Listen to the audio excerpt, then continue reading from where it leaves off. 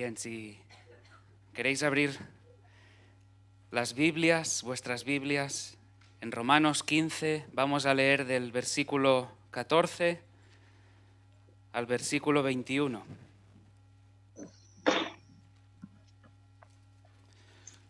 Romanos 15, versículos del 14 al 21, dice así la palabra: pero estoy seguro de vosotros, hermanos míos, de que vosotros mismos estáis llenos de bondad, llenos de todo conocimiento, de tal manera que podéis amonestaros los unos a los otros. Mas os he escrito, hermanos, en parte con atrevimiento, como para haceros recordar por la gracia que de Dios me es dada, para ser ministro de Jesucristo a los gentiles, ministrando el Evangelio de Dios, para que los gentiles les sean ofrenda agradable, santificada por el Espíritu Santo. Tengo pues de qué gloriarme en Cristo Jesús en lo que a Dios se refiere, porque no osaría hablar sino de lo que Cristo ha hecho por medio de mí, para la obediencia de los gentiles, con la palabra y con las obras, con potencia de señales y prodigios en el poder del Espíritu de Dios, de manera que desde Jerusalén y por los alrededores hasta Ilírico todo lo he llenado del Evangelio de Cristo, y de esta manera me esforcé a predicar el Evangelio donde Cristo ya hubiese sido, no donde Cristo ya hubiese sido nombrado, para no edificar sobre fundamento ajeno, sino como está escrito: aquellos a quienes nunca les fue anunciado acerca de él verán, y los que nunca han oído de él entenderán. Muy bien, Pablo está a punto de terminar la carta. Está a punto de dejar de lado ya, de escribir esa carta a la iglesia de Roma.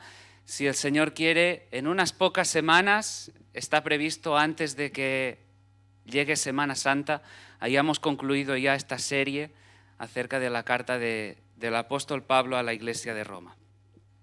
Hasta ahora, y no voy a resumir, pero ya lo hemos visto, las grandes verdades tocantes al Evangelio ya han sido expuestas. El Evangelio de la salvación solo por gracia, solo por fe en Jesús, ya ha sido proclamado, y ahora Pablo ya está encarando la recta final. Ya está llegando al final de la carta, pero aún le quedan cosas por decir.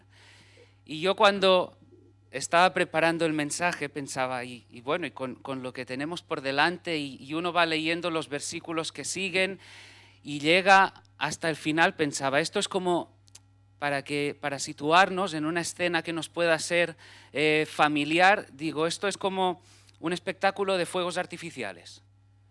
Más o menos, quien más, quien menos, en una u otra ocasión hemos estado todos allí, ¿verdad? Todos sabemos cómo empieza, así un nivel bajito, va subiendo, va ascendiendo, hasta que llega un momento que ya nos vamos acercando al final y el espectáculo se viene arriba, el ruido cada vez es más fuerte, hasta que llega el momento que ya llega la traca final, el gran estruendo. Pues algo así es lo que nos espera de ahora en adelante. A Pablo le queda compartir con los destinatarios de la carta lo que hay en su corazón. Hay unos deseos en su corazón que les va a explicar, les va a exponer, les va a hablar de sus planes misioneros, les va a hablar de su deseo de ir a España, y al final de todo acabará con una profunda doxología, con un cántico de alabanza exaltando, como veremos dentro de unas semanas, al único y sabio Dios, al eterno, al todopoderoso, al que merece toda gloria y toda honra.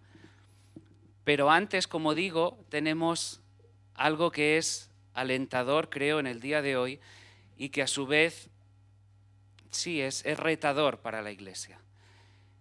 Trae aliento y trae esperanza, porque lo que vamos a ver hoy, por medio del pasaje que tenemos por delante, es cómo Cristo está edificando su iglesia. ¿Cómo Cristo está edificando su iglesia? Por medio de líderes que Él ha llamado, que ha capacitado, pero a su vez por medio del resto de miembros de la iglesia. Así que el mensaje no está dirigido únicamente a líderes, sino que está dirigido a todos aquellos que se consideren creyentes. Todo aquel que profese ser cristiano, todo aquel que hoy haya cantado, espero que muchos aquí, todo lo entrego, Pues para todos esos va dirigido el mensaje. Así que atentos a lo que el Señor nos quiera mostrar en el día de hoy. Pablo tenía una autoridad apostólica. Sin embargo, él no se sentía alguien superior. Él no iba andando por ahí o dirigiéndose a sus lectores como si fuese una celebridad que tuviese que ser reverenciada. El tono de las cartas de Pablo muestra la ternura, el cariño con el cual él se dirigía a sus lectores. En más de una ocasión, y aquí lo hemos visto en estos versículos, él les dice hermanos. ¿A qué está aludiendo Pablo? Al vínculo familiar. Él se sabe que es miembro del cuerpo como los demás, que por causa de esa misma fe vienen a ser parte de un mismo cuerpo. Él se dirige a los que son parte de una familia. Y como tú, como yo, cuando te diriges a alguien de la familia, muestras una ternura, muestras una compasión en ocasiones, misericordia, un cariño, hay amor. No vas mirando por encima del hombro a los que son parte de tu familia. Y menos después de haber recibido esa gracia de parte del Señor. Pablo tenía un propósito, dos propósitos, mejor dicho, muy claros. En primer lugar, proclamar el Evangelio. Ya lo hemos visto. Llevar alrededor muchas áreas, a las naciones, al mundo gentil, el Evangelio de la salvación por fe. Él había sido comisionado específicamente para eso, lo veremos más adelante. Pero a su vez tenía como propósito equipar a la iglesia del Señor para que la obra del Señor pudiese seguir avanzando, para que el reino pudiese ser extendido. Y la idea que Pablo tenía en mente era la siguiente, que todos los creyentes somos ministros de Dios, servidores de Dios. Allí donde estemos, sea en el trabajo, sea en el colegio, sea en las calles, sea en el tiempo de descanso, sea en tu tiempo de ocio, allí donde estés, con quien quiera que estés, todos los días de la semana, todas las horas, 24 horas del día, los 365 días, toda tu vida, allí donde estés, eres un servidor de Dios. La idea es una dedicación plena. Y no lo habíamos hablado, pero lo que le hemos cantado hoy viene a reflejar precisamente esto. Señor, yo he entendido lo que tú has hecho por mí, yo todo lo entrego, yo me consagro mi vida por ti. Espero que lo cantásemos honestamente, de corazón. En la iglesia todos tendrán un llamado quizá específico. Todos hemos recibido un llamado para salvación, pero quizá algunos habrán sido llamados, capacitados para ejercitar una labor concreta, un oficio concreto dentro de la iglesia, sea un oficio pastoral, en el liderazgo, una responsabilidad en un área concreta, pero todos, y subrayamos, todos sin excepción, no hay ninguno que quede al margen. Todo creyente, sin excepción, sirve a Dios. Y toda la vida del creyente debe ser un acto de servicio, de ofrenda, de sacrificio a Dios. Y los miembros de la iglesia, de esta preciosa familia de la fe, son equipados por aquellos que el Señor ha llamado como pastores y maestros.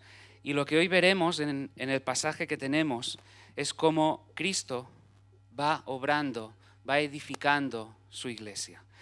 En el versículo 15, lo primero que vemos nos dice: mas os he escrito, hermanos, en parte con atrevimiento, como para haceros recordar por la gracia que de Dios me es dada. La gracia que de Dios me es dada.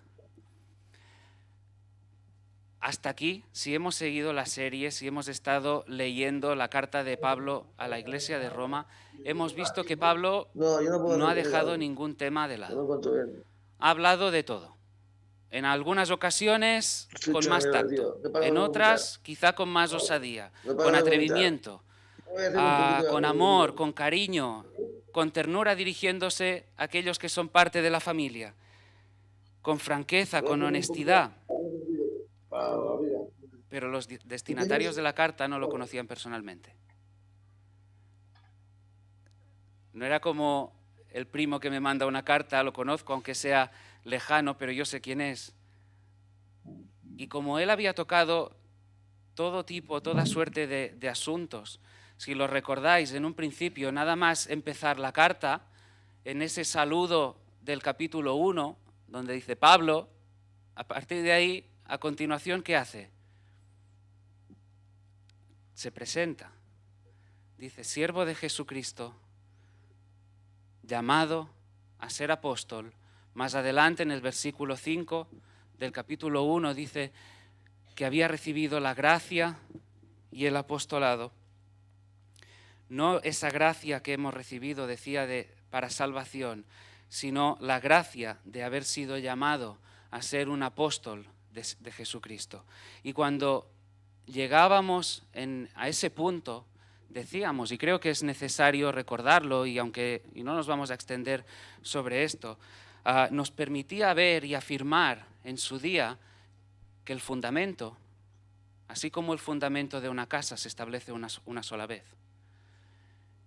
Y que en este sentido, viendo además que en la Escritura se nos habla de requisitos que debían cumplir aquellos que fuesen nombrados apóstoles, en un sentido estricto, no hay más apóstoles hoy, no los hay, al menos no en el sentido estricto del término del orden de los 12. Podrá haber aquellos que sean llamados, comisionados a predicar el Evangelio donde aún no ha sido anunciado, pero del orden de los 12 ya no los hay. El fundamento se establece una vez y para siempre. En Efesios 2, versículos 20-21 dice, edificados sobre el fundamento de los apóstoles y profetas, siendo la principal piedra del ángulo Jesucristo, en quien todo el edificio, bien coordinado, va creciendo para ser un templo santo en el Señor. Todos los apóstoles fueron llamados por gracia, pero en el caso de Pablo fue algo especial. Él había sido un perseguidor de la iglesia. En él siempre me ha llamado la atención esa expresión, respiraba amenazas de muerte. O sea, ¿os lo podéis imaginar? Respiraba amenazas de muerte. ¿Qué es lo que habría en el corazón de este hombre? Estaba muy perdido. Hasta que tuvo aquel encuentro milagroso con el Señor, estaba muy equivocado. Y no fue por, fijaros, cuando en 1 Corintios 15:10 dice, pero por la gracia de Dios soy lo que soy. No fue por su sabiduría, no fue por su elocuencia, no fue porque fuese el más aventajado entre sus contemporáneos, como veíamos la semana pasada. No fue por nada que hubiese merecido, fue por la gracia del Señor única y exclusivamente. Y en el pasaje que hoy tenemos, los versículos 15 y 16 nos muestran algo asombroso, espectacular. A veces decimos, el término Trinidad no se expresa de una manera concreta en la palabra, pero está claro lo que se desprende de las Escrituras. Fijaros, Romanos 15:16. Por la gracia que de Dios me es dada, versículo 16, para ser ministro de Jesucristo a los gentiles, ministrando el Evangelio de Dios para que los gentiles sean ofrenda agradable, santificada por el Espíritu Santo. ¿Qué es lo que vemos aquí? A las tres personas de la Trinidad. A las tres personas de la Trinidad involucradas en el llamamiento de Pablo. ¿Para qué? Para que los gentiles pudiesen recibir el beneficio de su ministerio, el beneficio de lo que Pablo enseñaría, de sus obras. Y lo mismo que se dice aquí de Pablo, se puede decir también de aquellos que son llamados y cualificados para el ministerio pastoral. ¿Quiénes están envueltos en el llamamiento de los pastores? Fijaros, Mateo 9:38. Jesús dijo a sus discípulos, rogad pues al Señor de la mies que envíe obreros a su mies. ¿Quién pide? Jesús. ¿Quién es el Señor de la mies? Apunta a Dios el Padre. Y lo sabemos porque lo que decía, es Jesús quien les dice a los discípulos, el Hijo les dice, pedid al Padre. Hechos 20:28. Pablo dirigiéndose a pastores y ancianos, fijaros este versículo, porque este es de aquellos que da para meditar, ¿eh? Por tanto, mirad por vosotros y por todo el rebaño en que el Espíritu Santo os ha puesto por obispos, para apacentar la iglesia del Señor, la cual Él ganó por su propia sangre. ¿Por qué digo que da de meditar este versículo? Más allá de que veamos que aquí es el Espíritu Santo quien dice que pone, pero abro un paréntesis. Para todos aquellos en quienes hay ese anhelo de ejercer, de ser llamados al pastorado, de ejercer un liderazgo, fijaros, porque esto es de aquellos versículos que te hace parar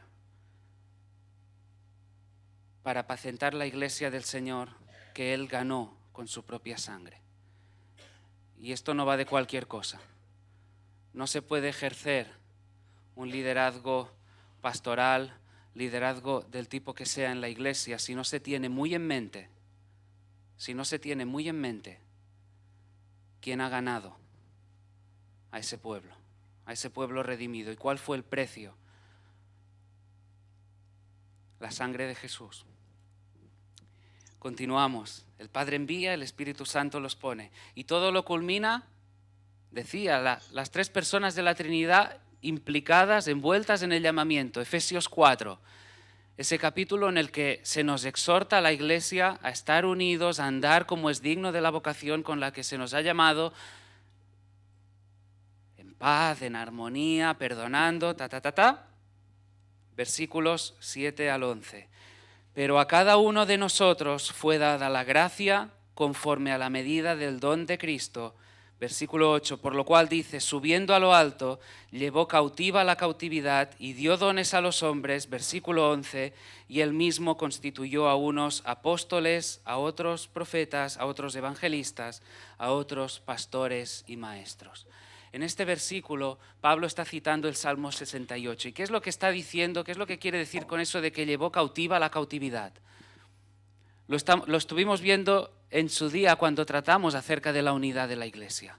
Lo que aquí se está mostrando, fijaros, hemos visto la actuación del Padre, del Espíritu Santo, y ahora nos dice que cuando Cristo se entregó en la cruz del Calvario, más allá de perdonarnos, por supuesto, nuestros pecados, más allá de redimirnos, lo que hizo, lo que consiguió fue una victoria aplastante sobre todos los poderes del mal, y cuando ascendió a los cielos lo hizo como un Salvador exaltado que llevó consigo esa cautividad que estaba cautiva por el diablo.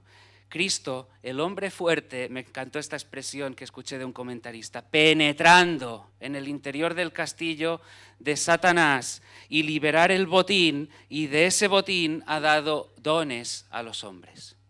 Ahora, ¿cuál es ese botín? Versículo 11, apóstoles, profetas, evangelistas, pastores y maestros, ¿para qué? Para edificar, a fin de perfeccionar a los santos para la obra del ministerio, para la edificación del cuerpo de Cristo. Mateo 9, apunta a Dios Padre. Hechos 20, al Espíritu Santo. Efesios 4, a Jesús. Dando dones a su iglesia, entre los cuales están pastores y maestros. Ahora, a raíz de algunos comentarios que sentíamos y sobre los que se nos compartían en estas últimas semanas, entendí necesario abrir ese otro paréntesis a continuación. Y es que en 1 Tesalonicenses 5, todos lo sabemos, se nos exhorta a respetar a aquellos que trabajan en la iglesia, a aquellos que presiden en la obra del Señor, a tenerlos en alta estima, amarlos para que puedan seguir ahí en su labor, en su oficio. Pero a su vez, más allá de que es verdad que debe haber ese respeto, ese amor, esa consideración, también sabemos que hay prácticas que son comunes en nuestros días por parte de pastores que desgraciadamente vemos en canales a veces de redes sociales, YouTube, no sé si Instagram, lo que sea, que nada tienen que ver con un ejercicio humilde, servicial de la labor pastoral. Hay auténticos abusos de poder por parte de pastores a día de hoy, algunos de los cuales ni tan siquiera lo estaba pensando, ni tan siquiera me atrevo a nombrar los ejemplos, citarlos desde el púlpito. Algunos ni me atrevo a nombrarlos, ni a exponerlos. Pero me venía a la mente a veces situaciones donde vemos pastores que irrumpen en un local, digo, refiriéndome a entrar, ahí con su séquito delante o alrededor, parece que entra la gran estrella del pop. Alguien incluso que les lleva la Biblia y les abre la Biblia en el púlpito y ¿qué pasa? ¿Que no son ni capaces de llevar su Biblia? Pero en un sentido, ya me entendéis, difícilmente eso puede cultivar un corazón humilde. Pastores quizá a veces que ni tan siquiera se acercan o permiten que gente se acerque. Se están ubicando a una distancia que no corresponde. Los pastores también son pecadores, llamados por gracia, llamados a servir, capacitados por el Señor. No por lo que nosotros pudiéramos merecer, no por lo que nosotros hubiéramos podido, no. Llamados y capacitados por el Señor, con debilidades, con necesidades. El pastor no es un superhombre. Quitémonos ya esa idea. El pastor también enfrenta debilidades, necesidades. También necesita gente alrededor a quien rendir cuentas, a quien explicar qué situaciones está pasando. Así que quitémonos de la cabeza esa aurea que a veces parece con la que van algunos. Porque esas situaciones, esos abusos de poder, decía, debieran ser, o son condenables, mejor dicho. El Dios Trino ha llamado a los pastores a edificar la iglesia. Y en el versículo 16, Pablo nos habla de algo importante, que es el objetivo de su ministerio. Hemos visto que ha sido llamado por gracia, que ha sido llamado por el Señor, y a continuación nos habla del objetivo de su ministerio. Fijaros, dice, ministrando el Evangelio de Dios para que los gentiles les sean ofrenda agradable, santificada por el Espíritu Santo. Pablo, el experseguidor, como decíamos, de la iglesia, había sido llamado, había sido comisionado para ir a compartir, para dar a conocer el Evangelio a quienes, de una manera particular, al mundo gentil. ¿Para qué? Para que así se diera cumplimiento a lo que el Señor había prometido a Abraham, ya buscaréis Génesis 12, cuando le dice, en ti serán benditas todas las familias de la tierra. La promesa dada por Dios a Abraham incluía a los gentiles. Y Dios, que es fiel al pacto, Dios que cumple sus promesas, años más tarde se serviría de Pablo como un instrumento lleno de gracia para traer el Evangelio al mundo gentil. Y aquí estamos nosotros, mucho tiempo después, estudiando las cartas de Pablo. ¿Y qué nos dice Pablo? Fijaros que él se presenta como un sacerdote que prepara una ofrenda. Si acudimos al Antiguo Testamento, ya lo sabréis, podemos decir que había dos tipos de ofrendas principales. Una que era para expiación de pecados, para perdón, y otra que era en acción de gracias. Ahora, cuando acudimos a las Escrituras, en especial al Nuevo Testamento, entendemos que ya hubo una ofrenda definitiva, una ofrenda final, dada una vez y para siempre, para perdón de pecados, que fue el sacrificio de Jesús en la cruz. Ahora, entonces, ¿de qué nos está hablando? ¿Qué es lo que quiere decir Pablo? Lo que quiere decir Pablo es nada más y nada menos que él presenta a los gentiles como una ofrenda de gratitud al Señor. Que tú y yo nos presentamos como un sacrificio de gratitud al Señor. Volvemos al lenguaje con el que Pablo se inició en esta segunda parte de la carta de Romanos, cuando decíamos esa parte más práctica, donde se nos decía que nos presentamos como un sacrificio vivo, santo, agradable al Señor. Dicho de otra forma, que toda la vida sea un acto de adoración, que todo aquello que hagamos, todo aquello que pensemos, todo aquello que hablemos, lo que nos callemos, lo que no hagamos, muestre que Jesús es más valioso que cualquier otra cosa que pueda deshonrarle. Ni más ni menos. Y un sacrificio dedicado. No el domingo cuando nos reunimos aquí a las 11 hasta la 1, o un poco más, si el que tiene que compartir se extiende un poquito más de la cuenta.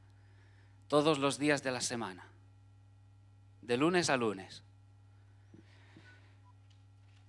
Fijaros lo que se escribió en el libro del profeta Isaías, capítulo 66, versículo 18.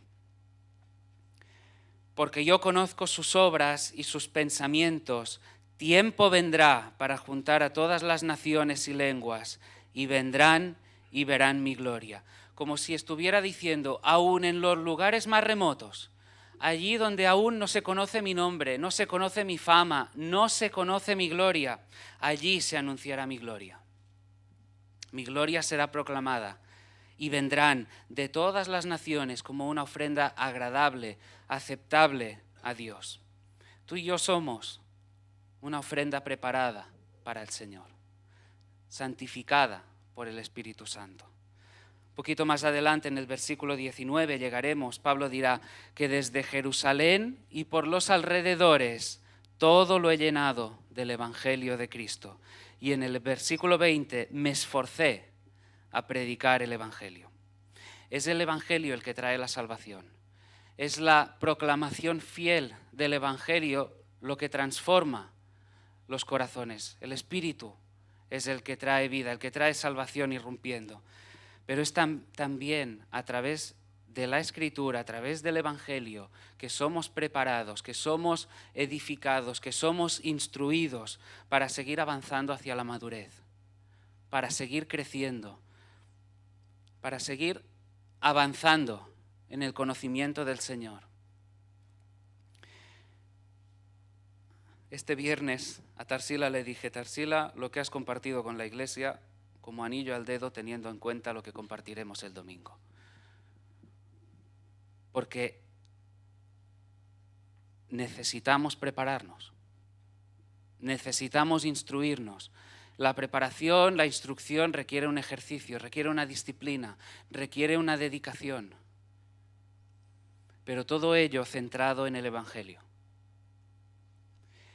Y todo esto, todo lo que estamos compartiendo, y a ratos ya nos vamos introduciendo en partes más prácticas, debiera transformar, debiera modificar nuestra forma de entender, y es algo que venimos recalcando desde hace tiempo, la forma de entender la reunión del domingo. La actitud con la que venimos a la reunión. No venimos aquí a pasar un rato. No es simplemente decir, bueno, vamos a saludar, pasaremos un par de horitas, después no. Por supuesto que no, es algo mucho más que esto, y ponéroslo en mayúsculas, que somos la iglesia del Señor. Somos la iglesia del Señor, somos el pueblo de Dios, somos aquellos que hemos recibido un favor, una gracia inmerecida, difícil de explicar, un amor inmenso, igual una misericordia. Hemos sido llevados del mundo de las tinieblas al de la luz admirable. Y en respuesta a eso, en respuesta a haber abrazado el Evangelio, venimos para juntos, como pueblo, como familia, para alabar, para bendecir, para exaltar a aquel que es el único Dios. En el tiempo de la alabanza, para cantarle juntos, para orar juntos, para ministrarnos conjuntamente mientras le cantamos. Por eso es tan necesario que vengamos los domingos y que le cantemos juntos, porque mientras estamos todos cantando, sí, le estamos ministrando a Él, pero a su vez estamos ministrando también a los demás. Y no solo eso, venimos a escuchar su palabra. predicada por hombres, sí, pero es su palabra. Y es por medio de su palabra que nos edificamos, es por medio de su palabra que nos equipamos, es por medio de su palabra que le conocemos a Él, que sabemos cuál es su voluntad, a qué cosas dice sí, a qué cosas dice no. ¿Quieres equiparte para que tu hogar se respire un buen ambiente? Veamos qué dice la palabra del Señor acerca del hogar. En el matrimonio igual, padres con hijos igual, acerca del trabajo, también se habla de la Biblia en el trabajo. De muchas cosas. Venimos para equiparnos. Y te pregunto, ¿vienes a la iglesia con esa expectativa? ¿Vienes a la iglesia con la expectativa de voy a reunirme con mis hermanos? Sí, con los hermanos. Voy a reunirme con los hermanos, con aquellos que son parte de mi familia, para alabar juntos a aquel que está sobre todas las cosas, aquel que nos ha salvado, aquel que nos ha dado una esperanza eterna. Me dispongo antes de salir de casa, hoy voy a la iglesia, voy a escuchar su palabra y ahí voy a ser equipado. Ahí voy a ser preparado, ahí voy a ser confrontado, retado, alentado. ¿Vienes con esa actitud? Pero Pablo nos sigue mostrando más, y es el poder que hay detrás de él. Versículos 17 y 18.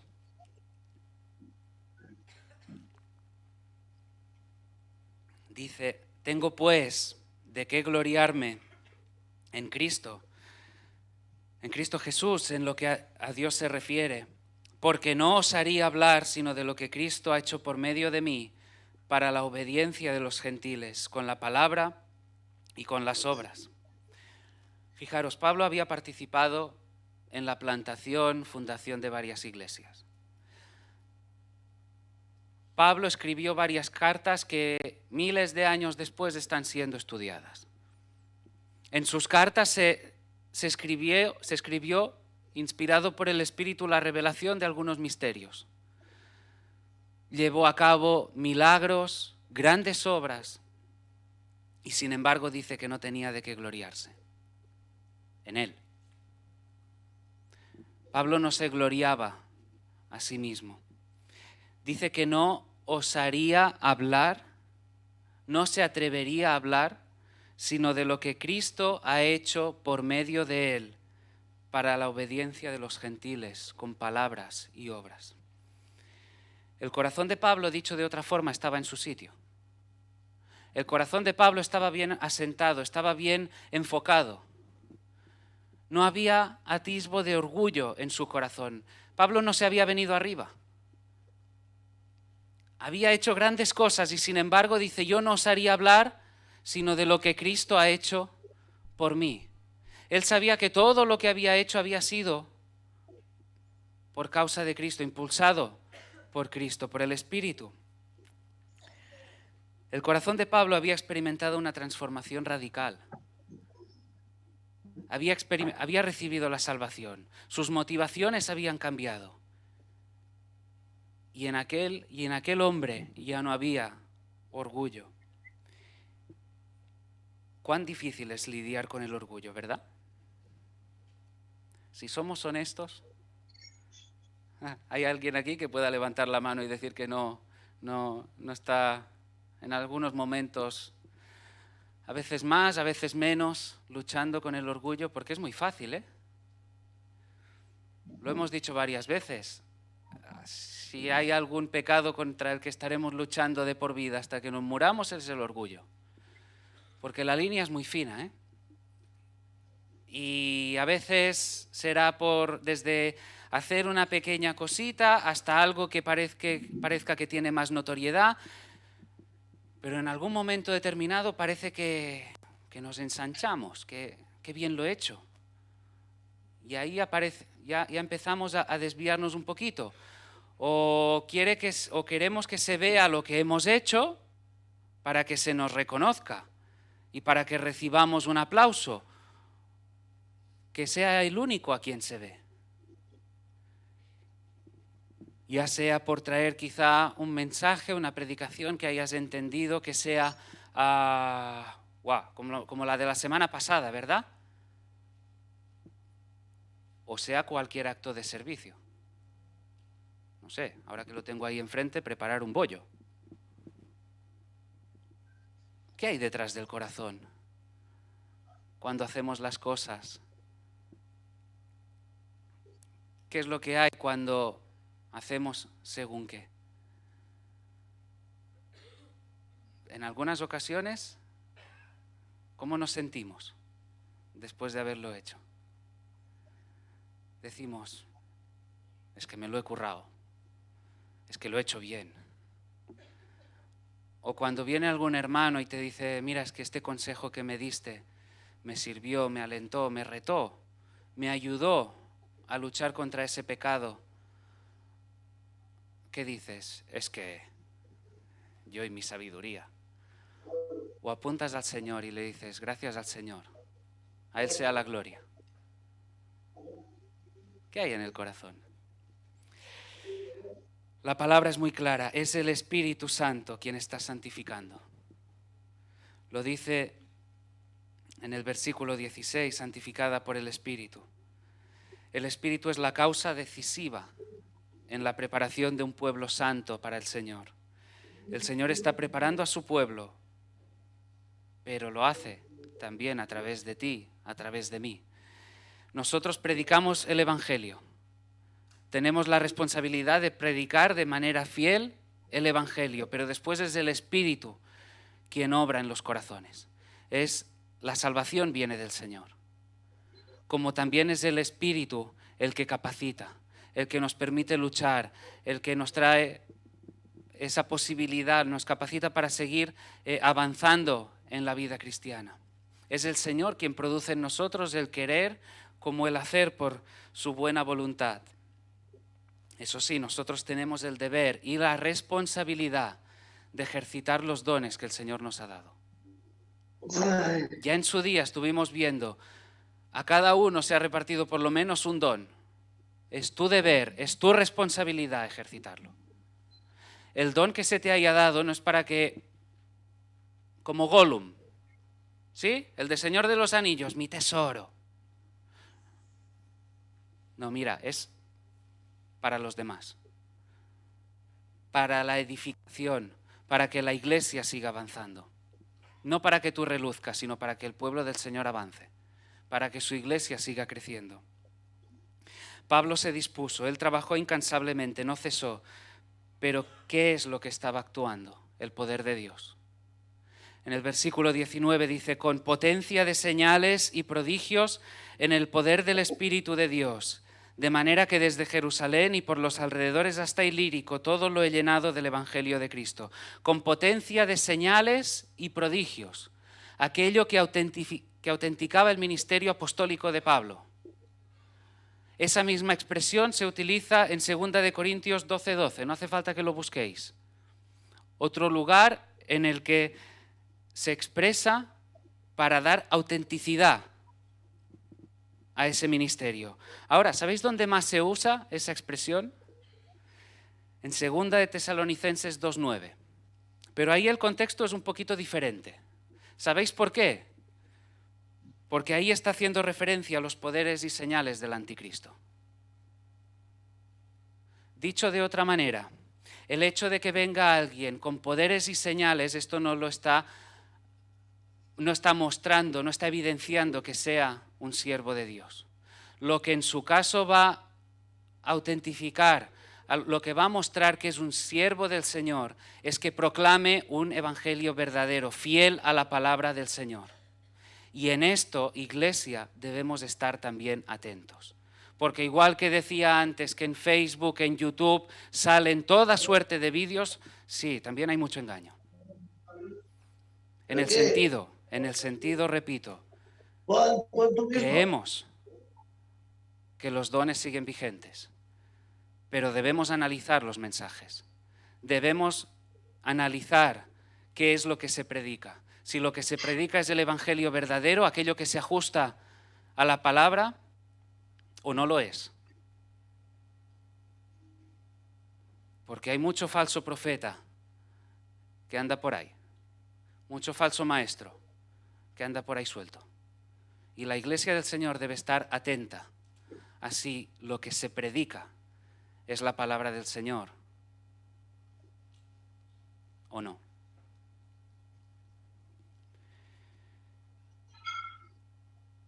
Dice, de manera que desde Jerusalén y por los alrededores hasta Ilírico todo lo he llenado del Evangelio de Cristo.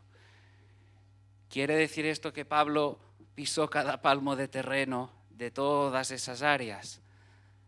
Tampoco, pero sí hubo esa expansión, ese dar a conocer el mensaje del Evangelio. Recorrer grandes distancias, ir a principales ciudades, según qué aldeas, para dar a conocer el Evangelio. Pablo y acompañado de su equipo misionero, dando a conocer el mensaje de la salvación por fe. Versículo 20-21 dice, me esforcé a predicar el Evangelio, no donde Cristo ya hubiese sido nombrado, para no edificar sobre fundamento ajeno, sino como está escrito, aquellos a quienes nunca les fue anunciado acerca de él le verán, y los que nunca han oído de él entenderán. ¿Nos hemos dejado algo?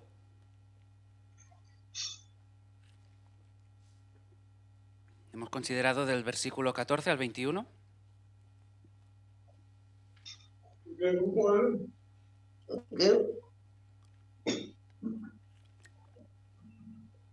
¿Lo hemos visto todo?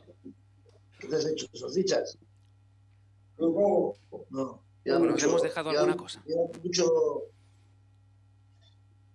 Hay caras de sorpresa, de decir, ¿qué será? Hemos leído del 14 al 21, pero ¿nos hemos detenido en todos? ¿O nos hemos dejado alguno? El primero, el 14. Pero estoy seguro de vosotros, hermanos míos, de que vosotros mismos estáis llenos de bondad, llenos de todo conocimiento, de tal manera que podéis amonestaros los unos a los otros. El Dios Trino llamó a Pablo, también a los pastores, para cuidar, para apacentar, para guiar, dirigir, pastorear, exhortar a la iglesia del Señor. ¿Para qué más a los pastores y maestros? Para equipar, para preparar, para enseñar a la iglesia. ¿Para qué? Para que la iglesia se edifique. ¿Cómo? Que no es únicamente trabajo del pastor y de los líderes. Que no es trabajo únicamente del pastor y de los líderes. Mira tú, si es que estamos implicados todos. Todo el que se considere creyente, todo el que diga que es iglesia, está en el ajo. Si es que debemos involucrarnos todos, arremangarnos todos, meternos todos en el barro cuando conviene. Mirad, si os sirve así, no tengo ningún tipo de problema de subir aquí, en este púlpito, y declarar mi insuficiencia.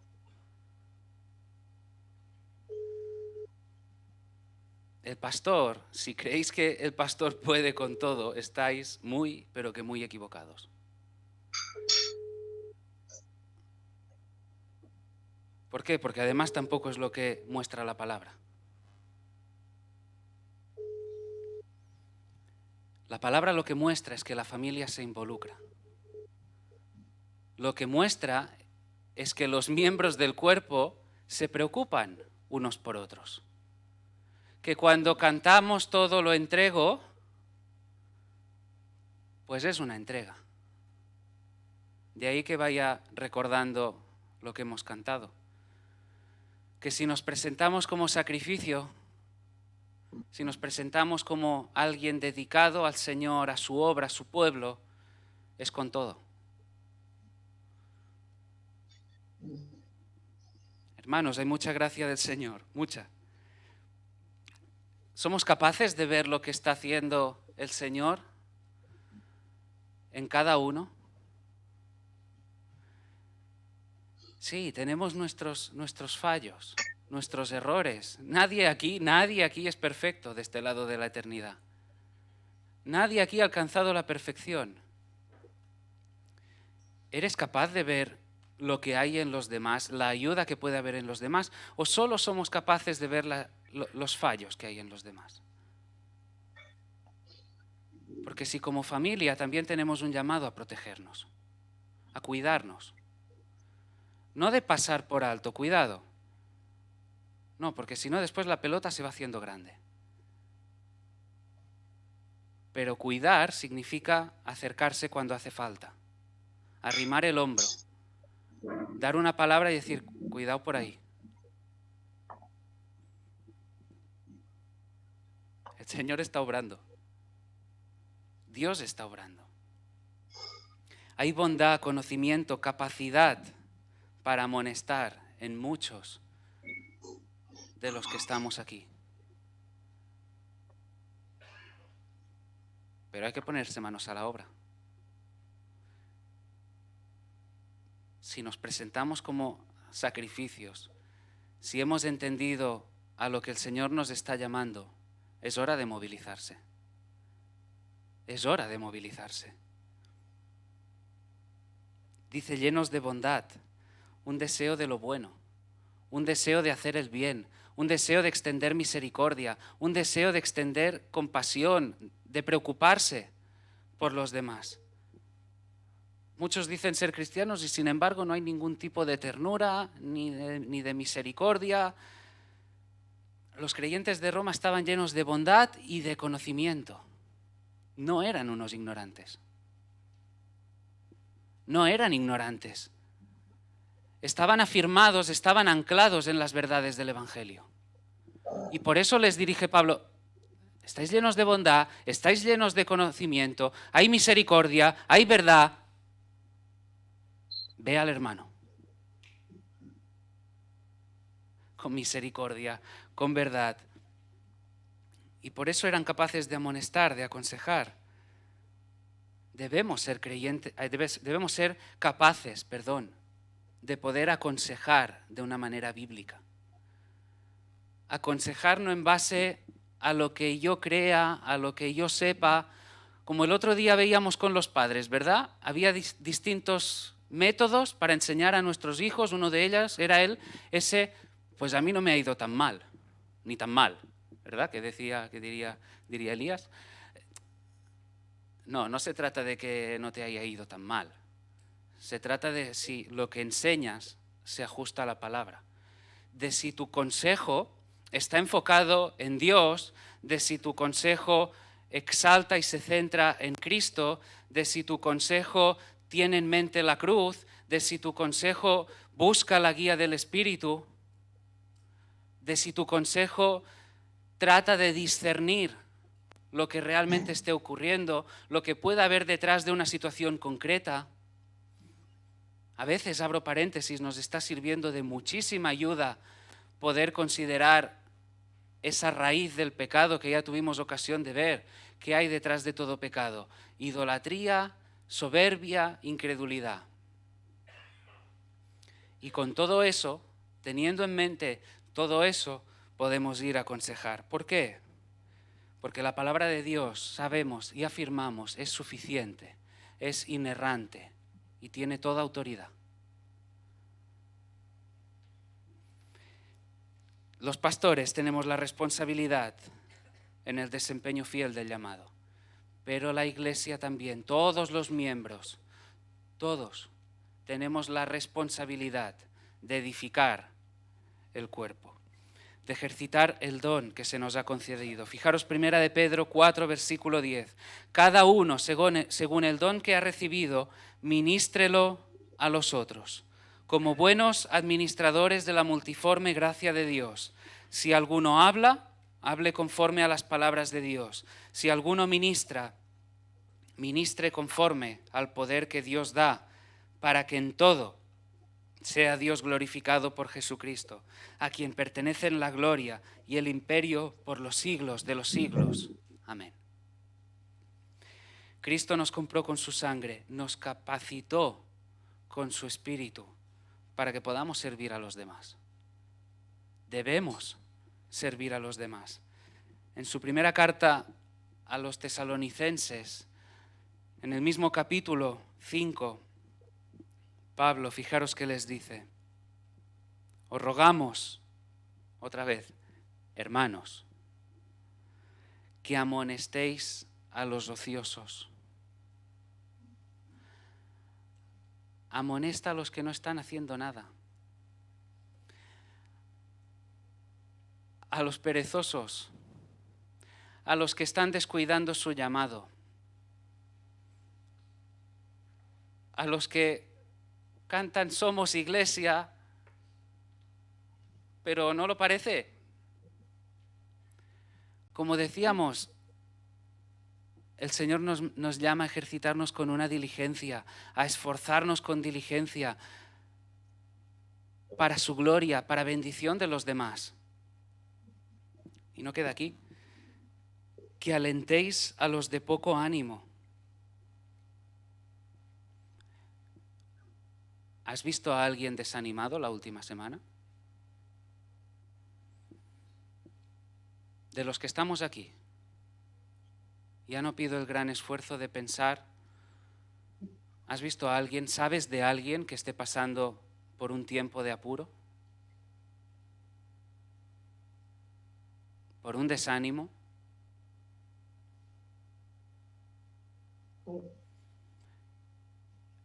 ¿Qué hemos hecho?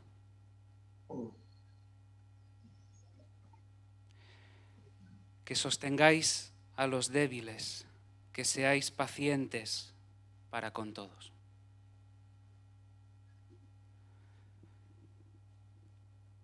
La semana pasada, y con eso concluyo, creo que la pregunta que nos ha estado bombardeando a todos, dando vueltas una y otra vez en la cabeza, es: ¿qué te está pidiendo Dios? ¿Qué es lo que debes entregarle? Nos llama a considerar el orden de prioridades. ¿Qué es lo que estamos adorando? ¿A quién estamos adorando? ¿Quién es el primero? ¿Es Dios? ¿Hay otra cosa? Si hay un llamado para la iglesia, para el pueblo del Señor, es a entregarse, es a consagrarse, es hacerlo de una manera total, sacrificial, dedicada por completo, para poder presentarnos como un sacrificio santo, agradable, un sacrificio vivo. No es otra cosa que vivir para Él, servirle a Él, para que Él pueda obrar a través nuestro. Hay una responsabilidad a la hora de seguir, de servir mientras nos vamos capacitando unos a otros. Ahora, tampoco quisiera, y con eso entendía de concluir, no quisiera que este mensaje lo recibierais como un hachazo, en el sentido de pensar: sí, que no he hecho nada y ahora... No tiene ese propósito. Sí, por supuesto, tiene la parte de confrontar, para que cada uno se ubique, se sitúe, piense en lo que está haciendo o quizá, mejor dicho, lo que no está haciendo. Pero también es verdad que reconocemos, que vemos el avance de la Iglesia. Podemos ver, a pesar de los fallos, de las debilidades, cómo la Iglesia va avanzando, cómo hay ese anhelo de seguir ejercitándose, de seguir creciendo. Pero es que nos equivocaríamos mucho si pensáramos que hemos llegado al tope, ni mucho menos. No, creo que no llegaremos no podemos llegar ahí. Hay que seguir. Y nos equivocaríamos si pensáramos que es que eso, que ya está todo hecho, que ya estamos haciendo suficiente, porque creo que no. No estoy diciendo nada raro.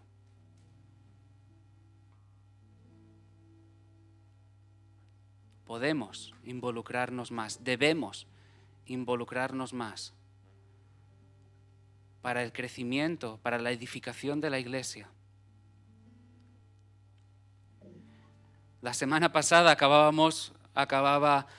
Mateo con un llamado a la iglesia, por supuesto. Acababa también con un llamado a los hombres, un llamado que se reitera, porque es necesario que los hombres se levanten, ocupando los lugares que corresponde, para liderar, para el avance de la obra. Y en ese sentido hay que seguir capacitando, hay que seguir creciendo juntos. Pero como decíamos, también en los hogares hay que estar ahí y se necesita la iglesia. Nos necesitamos todos para seguir avanzando. Necesitamos reconocer que necesitamos ayuda. Y no es una ayuda cualquiera, sino que es la ayuda de la iglesia. Amén.